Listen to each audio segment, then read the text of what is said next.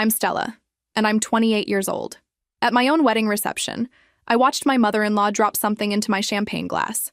She looked straight at me, smiled that fake smile I'd grown to hate over 3 years, and raised her own glass for a toast.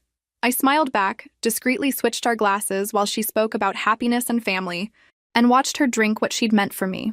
Where are you watching from today? Drop your location in the comments below and hit that like and subscribe button if you've ever felt like your in-laws were trying to poison your happiness. You'll definitely want to stick around for what happened next. Let me back up and explain how I got to this point. Because trust me, this didn't happen overnight. 3 years ago, when I first met David's mother, Patricia Hoffman, I thought we'd eventually find common ground. I was young, hopeful, and completely naive about just how much some people can hate you without even knowing you. David and I had been dating for 6 months when he finally introduced me to his family at their annual 4th of July barbecue. I spent weeks preparing, buying the perfect dress, researching conversation topics about Patricia's garden club and charity work. I even practiced small talk in the mirror, determined to make the best possible first impression. The moment I walked into their pristine backyard in Westchester, Patricia's eyes swept over me like I was something unpleasant she'd stepped in. Not hostile exactly, just cold. Dismissive, like I was temporary and she was simply waiting for me to realize it. "So you're the girl David's been mentioning," she said, not bothering to hide her disappointment. Her handshake was limp, her smile never reached her eyes, and she managed to make "girl" sound like an insult. David squeezed my hand reassuringly. "Mom, this is Stella Martinez. Stella, my mother." I tried my rehearsed greeting about how lovely their home was and how much I'd heard about her famous rose garden. Patricia nodded politely and immediately turned to discuss David's work promotion with his father. I spent the rest of the afternoon smiling and trying to join conversations that seemed to end whenever I approached. But the real warning sign came during dessert. David's sister Emma made a joke about wedding planning, teasing her brother about when he'd finally settle down. Patricia's fork paused midway to her mouth. "David has plenty of time to find the right person," she said, looking directly at me. "No need to rush into anything permanent." The table went quiet. David's face flushed red, but he didn't say anything. And that's when I realized this wasn't going to be the warm family welcome I'd imagined. Still, I was determined to win her over. How hard could it be? Famous last words, right? Over the next year, I threw myself into earning Patricia's approval. I brought homemade cookies to family dinners, remembered everyone's birthdays, and volunteered for every holiday preparation. I complimented her cooking, asked for her advice, and genuinely tried to find things we had in common. Patricia accepted my efforts with the grace of someone receiving tribute from a conquered territory. Polite, but with an underlying message that nothing I did would ever be quite good enough. The comments started small, little observations about my job as an elementary school teacher. "Teaching must be so rewarding," she'd say with a pitying smile. Not financially, of course, but emotionally. Or she'd mention how David's previous girlfriend, some lawyer named Monica, had such impressive career prospects. Then came the subtle digs about my family. How interesting that my parents owned a small restaurant instead of working in professional fields. How unusual that I was the first in my family to finish college. How different our backgrounds were, spoken like she was discussing an unfortunate medical condition. But the real breaking point came during David's birthday dinner at an expensive steakhouse downtown. I'd saved for months to buy him a weekend getaway to Napa Valley, something I knew he'd love since he'd been talking about visiting wine country for years. When David opened the gift and his face lit up, I felt genuinely proud. Finally, something that proved I understood and cared about him. "How thoughtful," Patricia said, examining the hotel brochure. "Though I imagine you put this on a credit card? These boutique places are so expensive." My cheeks burned. She wasn't wrong. I had used a credit card, planning to pay it off over 3 months. But the way she said it, like I was being reckless with money I didn't have, made me feel small and irresponsible. "The experience is what matters," I managed to say. "Of course," she agreed, though David's used to finer things. His father and I took him to France last summer. The wine regions there are so much more sophisticated than anything domestic. David shifted uncomfortably in his chair. "Mom, Napa will be great. Stella knows I've wanted to go." "I'm sure it will be lovely." Patricia smiled that cold smile again. "It's sweet how hard she tries." Sweet how hard I tried. Like I was a child playing dress-up in grown-up clothes. That night, David tried to reassure me that his mother just needed time to warm up. "She's protective," he explained. "She'll come around once she sees how good we are together." But Patricia had already made up her mind about me. And unfortunately, I was about to find out exactly what she really thought. The conversation that changed everything happened 6 months later, during David's cousin's wedding reception. I was in the bathroom when I heard Patricia's voice carrying from the hallway outside. "She's obviously after his money," Patricia was saying to someone, probably her sister Margaret. "Girls like that always are." From that background, working that little job, suddenly dating a man with David's prospects. Please. My blood turned to ice. I stood frozen in the bathroom stall, afraid to breathe. "But she seems to genuinely care about him," Margaret's voice responded. "Oh, she's smart about it. I'll give her that. All those sweet gestures, the thoughtful gifts she can't afford. It's textbook gold digger behavior. She's playing the long game, making him feel special and understood." David seems happy. David's naive. He sees a pretty face and a girl who pays attention to him, and he thinks it's love. She's targeting him because he's successful and stable. Mark my words, the moment she gets that ring, her true colors will show. I gripped the stall door so hard my knuckles went white. 3 years of trying to build a relationship with this woman, and she'd written me off as a gold digger before I'd even had a chance. But what hurt more was realizing that David's father Thomas and his sister Emma genuinely liked me. They included me in conversations, remembered things I'd told them, and seemed to enjoy having me around. It was only Patricia who treated me like an unwelcome intruder. When I finally emerged from the bathroom, I found David and smiled like nothing had happened. But inside, something had shifted. I wasn't going to keep begging for approval from someone who'd already decided I was worthless. At the next family dinner, when Patricia made another comment about my modest background, I simply smiled and changed the subject. When she criticized the wine I'd brought, I thanked her for the feedback and moved on. I stopped trying to impress her and started focusing on the family members who actually appreciated me. The change in my behavior clearly frustrated Patricia. She'd grown accustomed to my eager attempts to please her, and my new calm indifference threw off her rhythm. She began making more pointed comments, trying to get a reaction. "I hope you're saving money for the future, Stella," she said during Christmas dinner. "Teaching salaries are so unpredictable." "I'm comfortable with my financial planning," I replied pleasantly, cutting my turkey. "Of course, but when you're thinking about marriage and children, expenses add up quickly. David's used to a certain lifestyle." David's fork clinked against his plate. "Mom, can we not discuss finances at Christmas dinner?" "I'm just being practical, sweetheart. Stella understands, don't you, dear?" I met her gaze steadily. "I understand that people have different definitions of what matters in life. David and I share the same values about what makes a relationship work." It was the closest I'd come to directly challenging her, and her eyes narrowed slightly. But David noticed the change too, and later that night, he made a decision that would set everything else in motion. Have you ever experienced a family member who just refused to accept you no matter what you did? Let me know in the comments below. 2 months later, David proposed. He did it perfectly, at sunset on the beach where we'd had our first official date, with the ring he'd designed himself based on conversations we'd had about vintage settings. I was so happy I cried, and for a moment, all thoughts of Patricia disappeared. But that evening, David sat me down with a serious expression. "I need to have a conversation with my mother about how she treats you," he said, holding my hands. "I've noticed the comments, the way she dismisses you. It's not okay, and it's going to change." I felt a mix of relief and dread. "David, you don't have to." "Yes, I do. We're getting married, which means you're going to be her daughter-in-law. She needs to respect you, and if she can't manage that, then she'll need to find somewhere else to spend holidays." The next day, David drove to his parents' house alone. He told me later that the conversation went exactly as badly as expected. "I laid it out clearly," David explained that night. "Either she starts treating you with respect, or she loses access to me. I told her I won't tolerate any more criticism, any more snide comments, any more attempts to make you feel unwelcome." How did she react? "About how you'd expect. Tears, accusations that you've turned me against my family, threats to boycott the wedding." But I held firm. I told her that her behavior toward you reflects on who she is as a person, and it's ugly. I felt proud of David for standing up to her, but also nervous about what Patricia might do next. A woman who'd spent 3 years barely tolerating me wasn't going to suddenly become loving just because her son demanded it. I was right to be worried. The very next week, Patricia called me directly for the first time since we'd met. Her voice was honey-sweet, so different from her usual cold politeness. "Stella, darling, I owe you an apology. I've been thinking about what David said, and I realize I haven't been very welcoming. I'd love to help with the wedding planning, if you'd let me." Every instinct I had screamed that this was a trap. Patricia Hoffman didn't apologize, and she certainly didn't volunteer to help with anything she couldn't control.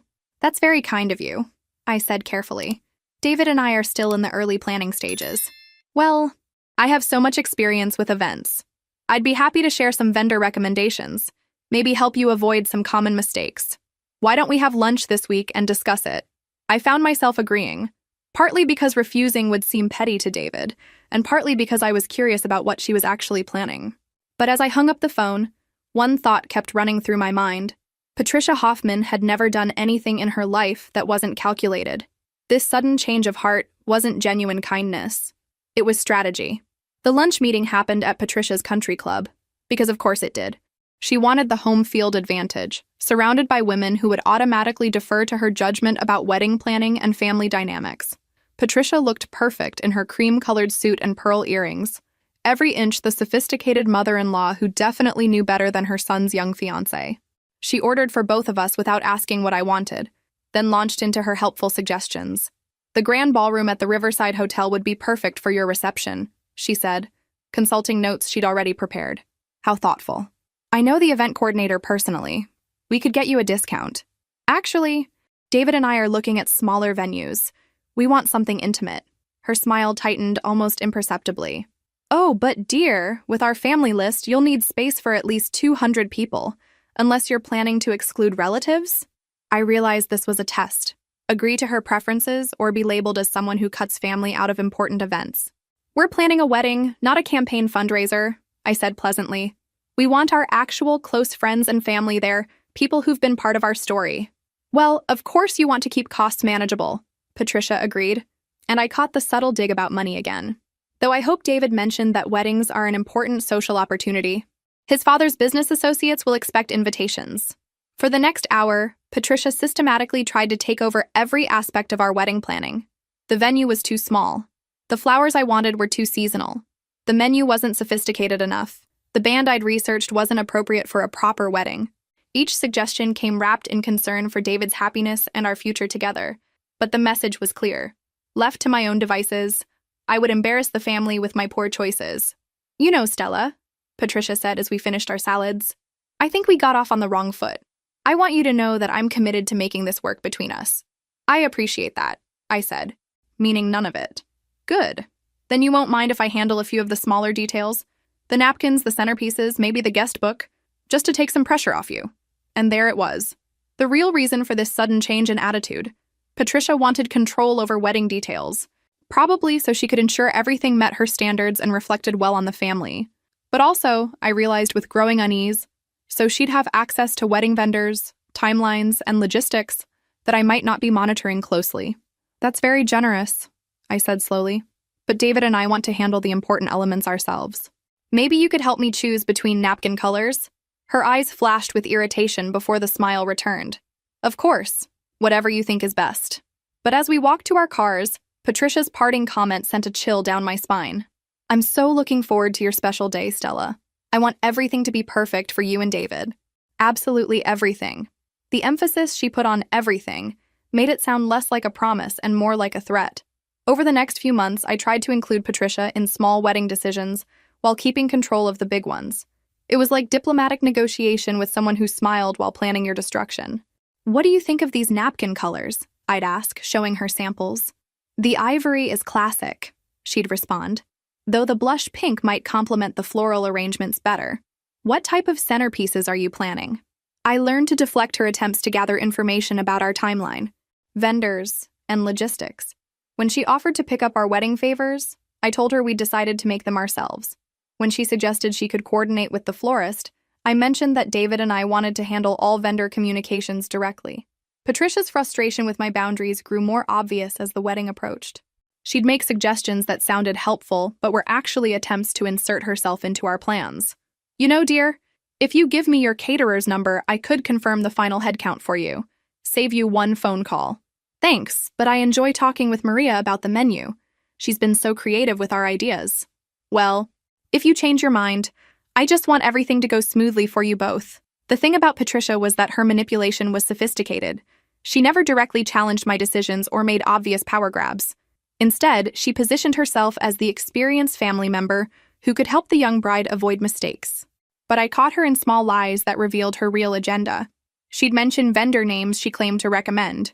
Then I'd discover she'd already called them to discuss her son's wedding before talking to me. She'd offer to handle communications with the church. Then I'd find out she'd tried to change details about our ceremony timeline. Each incident was minor enough that confronting her would make me seem paranoid or controlling. But together, they painted a clear picture of someone working to undermine my wedding planning while maintaining plausible deniability. The breaking point came 3 weeks before the wedding. Patricia called to inform me that she'd taken the liberty of ordering additional floral arrangements for the ceremony. "I noticed you didn't have flowers for the altar," she explained, her voice dripping false concern. "I couldn't bear the thought of photographs looking sparse." "We specifically chose minimal decorations for the altar," I said, fighting to keep my voice level. "The venue's architecture speaks for itself." "Oh, but Stella, you want David to have beautiful wedding photos to remember this day. Trust me, you'll thank me later." "Patricia, I need you to cancel that order. We've already finalized our floral design with the florist." Silence stretched between us. Then, in a voice colder than I'd ever heard from her, "I suppose you know best about these things." That night, I told David about his mother's latest intervention. He was furious and called her immediately to set another firm boundary. But I was beginning to realize that boundaries didn't matter to Patricia. She'd simply find new ways to insert herself into our wedding. And she was running out of time to make whatever statement she was planning to make. Looking back, I should have trusted my instincts about what was coming.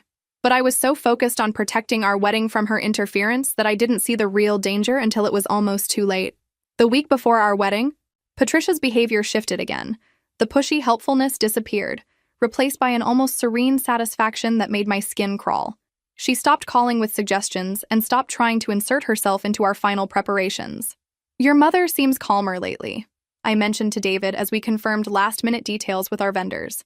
"Maybe she's finally accepted that the wedding is happening with or without her approval," he said, sounding relieved. But I knew Patricia better than that by now. She didn't accept defeat. She just changed tactics. Her sudden peace felt like the quiet before a storm. At our rehearsal dinner, Patricia played the role of gracious mother of the groom perfectly. She complimented my dress, chatted warmly with my parents, and gave a beautiful speech about how happy she was to welcome me into the family. Watching her perform, I felt like I was seeing a master manipulator in action. Every gesture was calculated, every word chosen for maximum effect. She hugged me in front of the cameras, called me daughter, and expressed such convincing joy that even I almost believed her transformation was real. Almost. "She's really come around," my mother whispered to me during dinner. "I think she just needed time to see how much you and David love each other." I smiled and nodded, but inside I was screaming. My mother saw a woman who'd found peace with her son's choice. I saw someone who'd found a different way to get what she wanted. That night, I barely slept. Every time I closed my eyes, I imagined disasters Patricia might have planned. Would she object during the ceremony?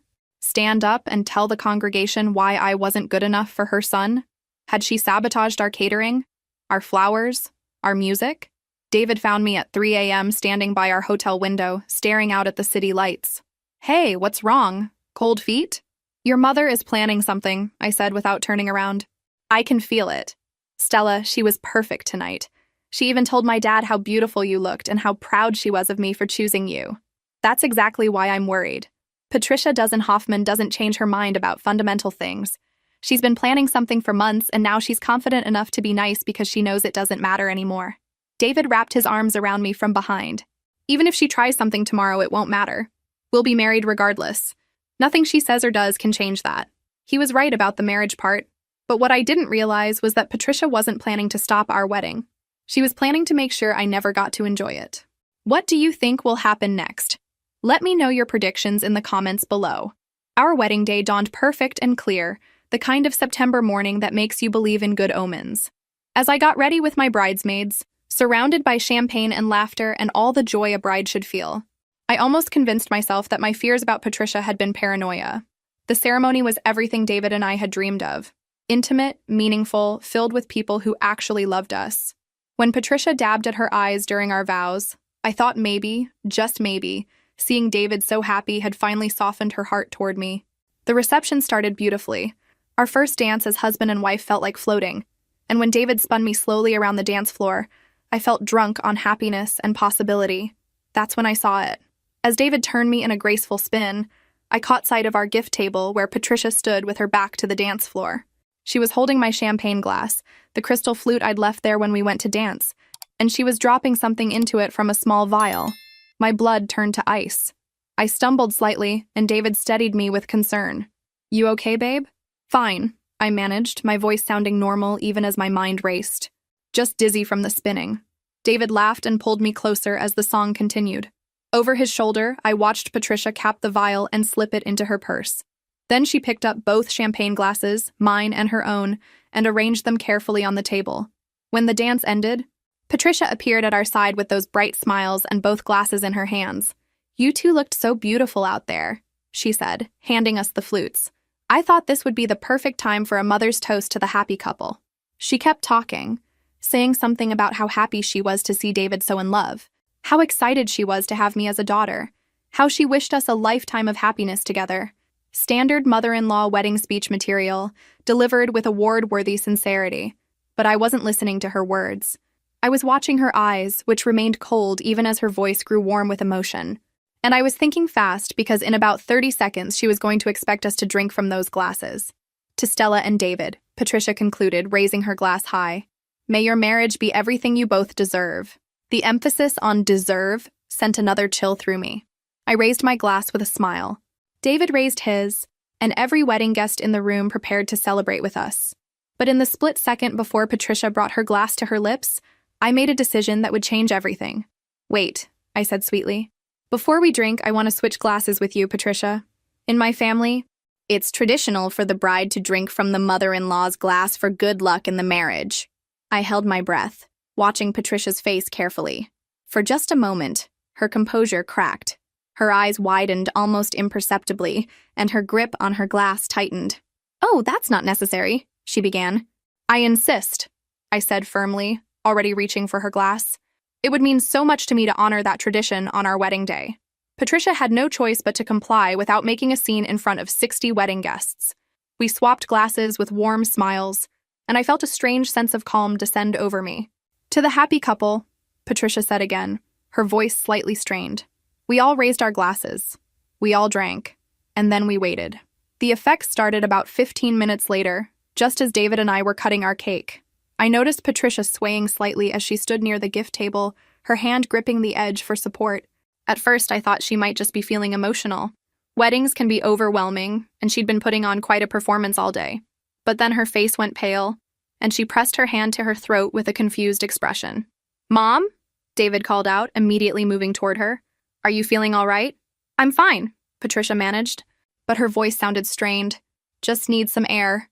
But she wasn't fine. As David reached her side, Patricia's legs gave out completely. She collapsed to the ground, her body convulsing in terrifying spasms. The wedding reception erupted into chaos. Someone screamed. Chairs scraped against the floor as guests rushed forward or backed away. David dropped to his knees beside his mother, shouting her name. "Call 911, someone yelled. "Is there a doctor here?" another voice demanded. I stood frozen by our wedding cake, watching the scene unfold with a calm that probably looked like shock to everyone else. But inside, I felt nothing but cold satisfaction. Patricia had finally gotten exactly what she'd planned to give me. By some miracle, an ambulance was already in the neighborhood responding to another call. The paramedics arrived within minutes, working quickly to stabilize Patricia while David held her hand and begged her to stay conscious. "What did she eat?" one of the paramedics asked rapidly. "Any allergies we should know about?" "She just had champagne," David said, his voice breaking with panic. "And dinner. Same as everyone else." That's when I made my decision. Standing there watching my husband's terror, seeing his mother fighting for her life on our wedding day, I realized I couldn't let her die without the truth coming out. "She put something in my drink," I said quietly to the paramedic closer to me. "What?" The paramedic looked up sharply. "She put something in my champagne glass," I repeated, louder now so David could hear. "I saw her do it during our dance. We switched glasses before the toast." The silence that followed was deafening. David's head snapped up to stare at me, his face cycling through confusion, denial, and growing horror as the implications sank in. "That's impossible," he whispered. "Check her purse," I said simply. She had a small vial. One of the paramedics immediately began searching through Patricia's purse while the other continued working to stabilize her vitals. Within seconds, he found what we were looking for, a small glass vial with traces of clear liquid inside. David stood slowly, the vial in his hand, staring at it like he couldn't process what he was seeing. "She tried to poison you," he said, his voice hollow with disbelief. "On our wedding day. She tried to poison my wife." The paramedic took the vial carefully. "We need to get her to the hospital immediately. This will help the doctors determine the antidote." As they loaded Patricia onto a stretcher, her eyes fluttered open for just a moment. She looked directly at me, and I saw recognition there. She knew exactly what had happened and who was responsible for her current condition. I smiled at her, just a small private smile that no one else could see. Then I took my husband's hand and followed the ambulance to the hospital, still in my wedding dress, to see if my mother-in-law would survive her own murder attempt. The emergency room at Presbyterian Hospital was nothing like how I'd imagined spending my wedding night. I sat in a plastic chair still wearing my white silk gown and veil, holding David's hand while he stared at the floor in shocked silence. The doctors worked quickly once they identified the substance in Patricia's system. Apparently, she'd chosen something sophisticated, not your typical household cleaner or rat poison, but a concentrated plant extract that would have caused organ failure within hours if consumed in sufficient quantity. "Your mother-in-law is very lucky," Dr. Richards told us after what felt like an eternity. "The dose she ingested was significant, but because you identified the source so quickly, we were able to administer the appropriate treatment. She should make a full recovery." David's shoulders sagged with relief. I felt nothing but mild disappointment that Patricia's plan had failed so completely. "Can we see her?" David asked. "She's sedated right now, but she should be conscious tomorrow. I have to warn you, there may be some temporary memory issues as her body processes the toxin." After the doctor left, David turned to me with haunted eyes. "Stella, I'm so sorry. If you hadn't noticed what she did, if you hadn't switched those glasses..." He couldn't finish the sentence. "But I did notice," I said gently. "And I'm fine. We're both fine. How did you know to switch them?" I considered how much truth to share. David was already devastated by his mother's betrayal. Did he need to know that I'd been expecting something like this for months? "I saw her put something in my glass during our dance," I said. "I didn't have time to think about it, just reacted. It wasn't technically a lie. I had seen her tamper with my drink, and I had reacted quickly. I just left out the part where none of this surprised me." "She tried to murder you," David said again, like he was trying to make the words make sense. "My mother tried to murder my wife on our wedding day." "Yes, she did." "How long has she been planning this? Has she been planning this since we got engaged? Since we started dating?" Those were questions I couldn't answer without revealing how much I'd suspected about Patricia's true feelings toward me. Instead, I squeezed his hand and said what he needed to hear. "David, this isn't your fault. You couldn't have known she was capable of something like this." But even as I comforted my husband, I was already thinking about what would happen next. Patricia would survive, which meant she'd eventually be able to tell her version of events. She might claim it was an accident, or that I'd framed her somehow, or that she'd been having some kind of mental breakdown. The police arrived around midnight to take our statements and collect evidence. Officer Martinez was professional but thorough, asking detailed questions about our relationship with Patricia and the events leading up to the poisoning. "Has Mrs. Hoffman ever made threats against you, Mrs. Hoffman?" she asked. "Not directly," I answered carefully, "but she's made it clear that she disapproved of our relationship and thought I was wrong for her son." David provided additional context about his mother's behavior and the conversation he'd had with her after our engagement. The officer took notes and assured us that charges would be filed once Patricia was stable enough to be formally arrested. As we finally drove home in the early hours of the morning, still in our wedding clothes, David asked the question I'd been dreading. "What happens now? How do we move forward from this?" I looked at him, my husband of less than 24 hours, whose mother had just tried to murder me, and realized that our marriage was either going to be stronger than anything Patricia could throw at us, or it was going to collapse under the weight of this betrayal. Either way, Patricia Hoffman would never have the power to hurt me again. Patricia spent 4 days in the ICU before being moved to a regular hospital room. During that time, David barely left the hospital, torn between relief that his mother was alive and horror at what she'd tried to do to me. I brought him coffee and sandwiches, sat with him during the long hours of waiting, and watched him process the complete destruction of his relationship with the woman who'd raised him. "I keep thinking about all the times she criticized you," he said during one of those long nights. "All the comments about your background, your job, your family. I thought she was just being snobby. I never imagined she actually hated you enough to try to kill me on our wedding day," I finished. "Yeah, that was a surprise." David looked at me sharply. "How are you so calm about this? She tried to murder you, Stella. You should be traumatized or angry or something. I was angry, but not traumatized, and certainly not surprised. If anything, I felt vindicated. For 3 years, I'd sensed that Patricia's dislike of me went deeper than normal in-law disapproval, and I'd been right. I'm processing it differently than you are, I said instead. She's your mother. For me, she's just someone who revealed exactly who she really is. When Patricia was finally alert enough for visitors, David insisted we go see her together. I wasn't particularly interested in a bedside reconciliation, but I wanted to look her in the eye and see how she planned to explain herself. Patricia looked small and fragile in her hospital bed, hooked up to monitors and IV lines. The confident, commanding woman who'd terrorized me for years seemed diminished by her own medicine. "David," she whispered when we entered the room. Her voice was hoarse from the intubation. "I'm so sorry you had to see me like this." Notice she apologized for him having to see her sick, not for trying to murder his wife. "Mom, what did you do?" David's voice broke on the question. "They found the vial in your purse. The doctors confirmed you poisoned yourself by accident when Stella switched your glasses." Patricia's eyes flicked to me, and I saw a flash of the old hatred before she arranged her features into a mask of confusion. "I don't remember," she said weakly. "Everything from that day is foggy. I remember the ceremony and dancing, and then nothing until I woke up here." "You don't remember putting something in my champagne glass?" I asked pleasantly. "What? No, I would never. Why would I do something like that?" She looked between David and me with perfectly crafted bewilderment. "Are you suggesting I tried to hurt you deliberately?" The performance was flawless. If I hadn't seen her tamper with my drink with my own eyes, I might have believed her myself. But David had spent 4 days thinking about this, and he wasn't buying her act. "Mom, they found plant extract in your system, concentrated oleander specifically. That's not something you accidentally ingest. Where did you get it?" Patricia's composure cracked slightly. "I don't know what you're talking about." "The police are going to investigate," David continued relentlessly. "They're going to search your house, check your computer, trace your purchases. If you planned this, they're going to find out." For a moment, Patricia looked like she was going to continue the charade. Then something in her expression shifted, and I saw the woman I'd always known her to be underneath the mask. "Fine," she said, her voice stronger now. "You want the truth? I did it for you, David. She's not right for our family. I tried to make you see it, but she had you completely fooled." The raw honesty was almost refreshing after years of passive-aggressive manipulation. "So you decided to murder her?" David asked incredulously. "I decided to protect you from making the biggest mistake of your life," Patricia snapped, finally dropping all pretense of remorse.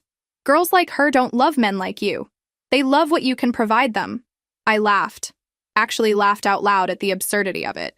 "Even now," I said, "after poisoning yourself by accident trying to kill me, you still think I'm the problem." Patricia glared at me with pure hatred. "You've destroyed my family."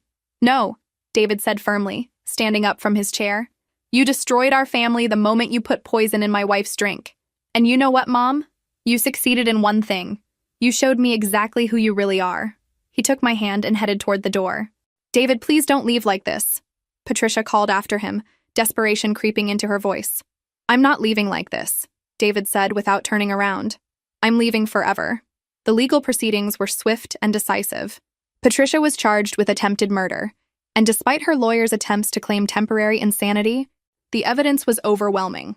The prosecution found her internet search history, which included extensive research about plant toxins and their effects. They traced her purchase of gardening supplies that could be used to extract oleander concentrate. Most damaging of all, they discovered she'd been planning this for months. Patricia accepted a plea deal rather than go to trial. 5 years in prison, with the possibility of parole after 3. Not as much as attempted murder typically carried, but enough to ensure she'd have plenty of time to think about her choices. David struggled with his decision to cut off all contact with his mother, but ultimately he couldn't forgive her attempt to murder me. His father Thomas and sister Emma supported his choice, both horrified by Patricia's actions. "I keep thinking I should visit her," David told me one evening, 6 months after the sentencing. "She's still my mother. She tried to kill your wife," I reminded him gently. "Whatever relationship you had with her ended the moment she put poison in my drink." "I know. It's just hard to reconcile the woman who raised me with the person who did this." "The woman who raised you was always the person who did this," I said. "You just didn't see that side of her because it wasn't directed at you." David nodded slowly. He'd been going to therapy to process the betrayal and was making progress, but some wounds take time to heal. As for me, I felt lighter than I had in years. No more walking on eggshells around Patricia's criticism. No more dreading family gatherings. No more pretending that her behavior was normal or acceptable. The rest of David's family rallied around us beautifully. Thomas offered his sincere apologies for not recognizing Patricia's behavior as dangerous. Emma became one of my closest friends. Even the extended family members who had previously deferred to Patricia's judgment about me now went out of their way to show their support. 6 months after our dramatic wedding day, David and I took a proper honeymoon to Italy. As we sat on a terrace overlooking the Mediterranean, sharing wine and watching the sunset, David raised his glass in a toast. "To surviving our wedding day," he said with a rueful smile. "To surviving your mother," I corrected, clinking my glass against his. "Do you ever wonder what would have happened if you hadn't seen her put the poison in your drink?" David asked. I considered the question. If I'd drunk from that glass, I would have died in agony in front of our wedding guests, on what should have been the happiest day of our lives.